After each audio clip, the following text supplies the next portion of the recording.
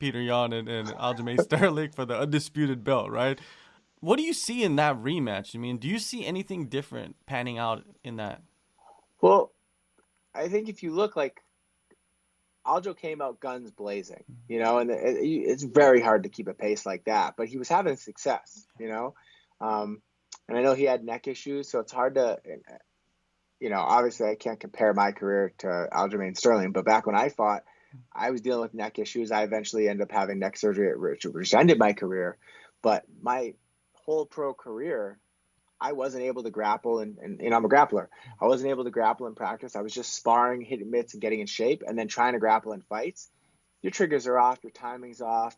You're still worried about your neck flaring up if you do the wrong thing. So I definitely sympathize with like where he's coming from, where he went out in that fight and tried to grapple without actually training grappling going into a fight, not knowing, okay, we'll see how it goes. And I'm really interested to see how he does when he feels like his neck's ready to compete at that level again. So being able to grapple in camp, going in knowing that your grappling conditioning is good, that maybe you can take him down and hold him down. You don't necessarily have to just keep being crazy and carrying a pace like that. So I feel like maybe he'll come up with a little bit better of a strategy going into this next one.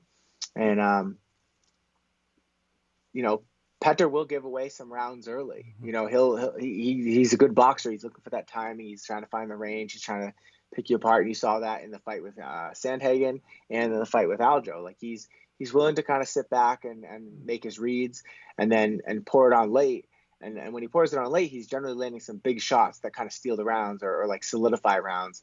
So it's going to come down to that. If Aljo can put it on him early and Yan allows it to happen, and then he steals the third round. Now all of a sudden he has to survive the fourth and the fifth.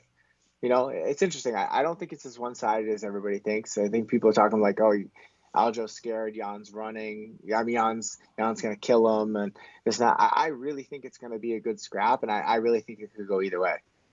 Do you feel like that will catch up to Petr Yan? That giving up the first couple of rounds? Because we've seen that throughout his whole UFC career, that he does do that. Everybody knows that. It doesn't seem like he changes his game plan in that perspective anyway.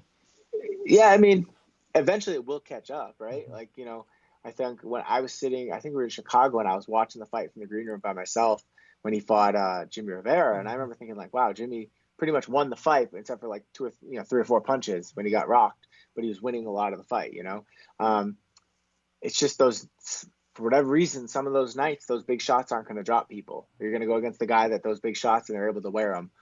When that happens, maybe you lose that third and fourth round, and then you have to go for the knockout in the fifth. And yeah, who knows?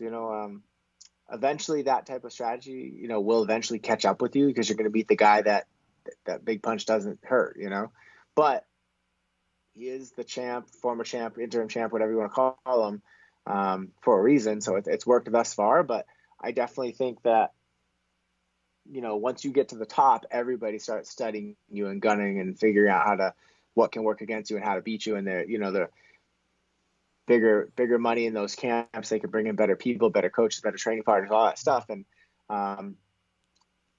it's definitely a risky strategy, one that I wouldn't love, but it's hard to argue with it because he's had success with it. Yeah.